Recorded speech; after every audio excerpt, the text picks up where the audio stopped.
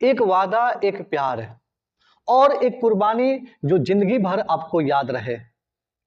नमस्कार दोस्तों। आज की क्लास में हम एक ऐसी कहानी का सारांश पढ़ने वाले हैं जिसे सुनने के बाद दिल भी रोता है और देशभक्ति भी जगती है। जरा सोचो, एक लड़का लहाना सिंह, जिसे छोटी सी बात पर एक लड़की ने कहा था कि मेरे पति और मेरे बच्चे की रक्षा करना। इस बात को इस कदर अपने दिल में बैठा लेता है कि युद्ध के दौरान अपनी जान देकर भी उस वादे को निभाता है। तो चलिए दोस्तों, बिना टाइम वेस्ट किए हुए दिल को छू लेने वाली कहानी उसने कहा था का सारांश समझते हैं। तो चलिए कहानी को आगे बढ़ाते हैं, सिलसिला आगे देखते हैं। सबसे पहले मैं आप सभी को बता दूं, क्लास 12 बिहार बोर्ड का जो हिंदी पुस्तक है उस पुस्तक का नाम है दिगंत भाग 2। क्या नाम है प्यारे? दिगंत भाग 2। और इस पुस्तक का जो सेकंड पार्ट है उसका नाम है उसने कहा था। क्या नाम है? उसने कहा था, जिसके लेखक हैं चंद्रधर शर्मा गुलेरी। और इसी पाठ का सारांश आज हम आसान भाषा में समझने वाले हैं। तो चलिए देखते हैं, कहानी की सिलसिला आगे बढ़ाते हैं।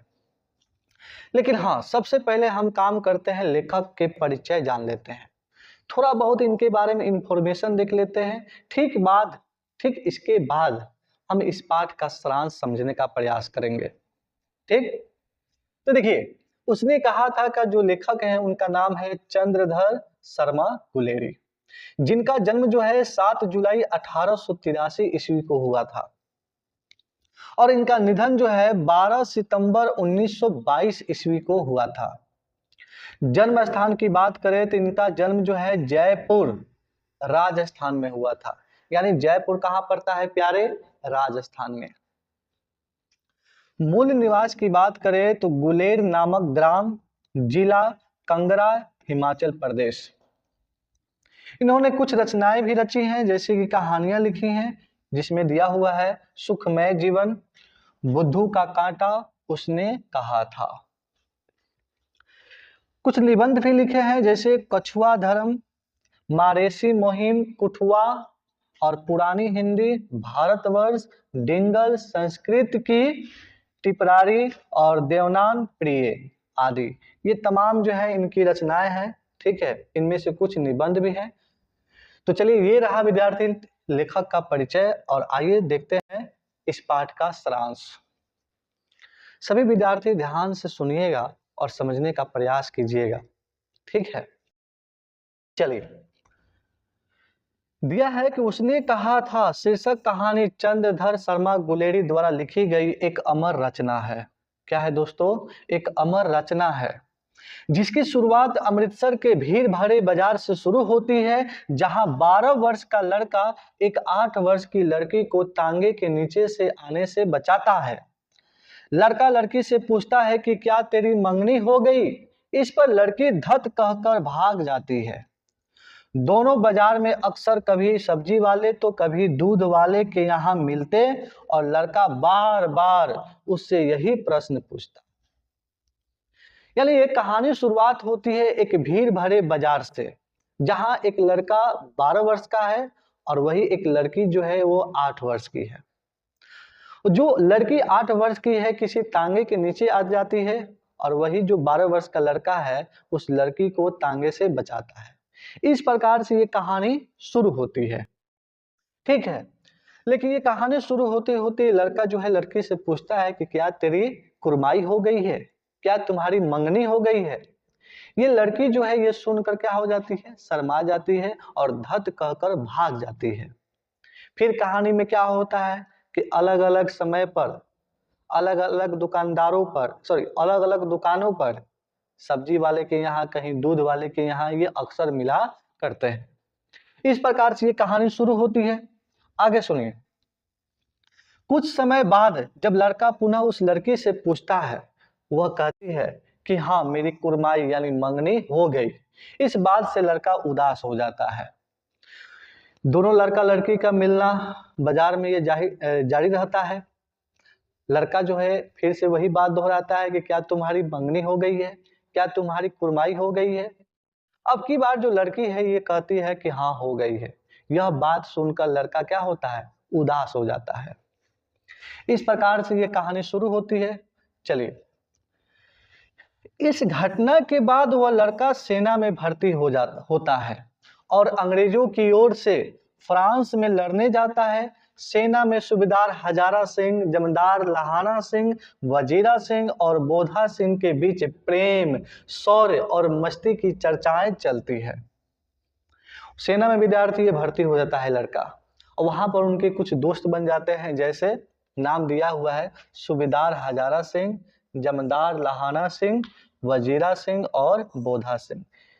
ये इनके बीच में प्रेम, शौर्य और मस्ती की खूब चर्चाएं चलती रहती है। ये गपशप करते रहते हैं। ठीक, बोधा सिंह बीमार होता है तथा लाहाना सिंह उसका पूरा ख्याल रखता है।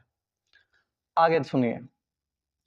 एक बार की बात है जब लाहाना सिंह सूबेदार हजारा सिंह के घर घूमने जाता है। कौन? एक बार की बात है जब लाहाना सिंह सूबेदार हजारा सिंह के घर घूमने जाता है तो सूबेदार की पत्नी पहचान जाती है कि वह वही लड़का है जो बचपन में मुझसे पूछा करता था कि तेरी कुर्माई हो गई है। लाहाना सिंह भी उसको पहचान जाता है। जब लाहाना सिंह उसके घर जा रहा था तो सूबेदार की पत्नी लाहाना सिंह को बुलाकर कहती है कि मेरे पति हजारा सिंह और बेटा बोधा सिंह का ख्याल रखना। आगे सुनिए। 25 वर्ष बाद युद्ध स्थल पर देखिए किस तरह से मुलाकात होती है, बातें कैसे बनती है। कह रहा है कि इंग्लैंड को ओर से सूबेदार हजारा सिंह, उसका बेटा बोधा सिंह, दोस्त वजीरा सिंह, लाहाना सिंह के सभी लड़ने जाते हैं। जर्मनी की सेना इन लोगों पर हमला कर देती है। लाहाना सिंह अपने जान पर खेलकर जर्मन सैनिकों को हरा देता है और इन लोगों की रक्षा करता है। कौन करता है? कौन करता है? फिर से बोलो। लाहाना सिंह। युद्ध के दौरान हजारा सिंह, लाहाना सिंह और बोधा सिंह घायल हो जाते हैं।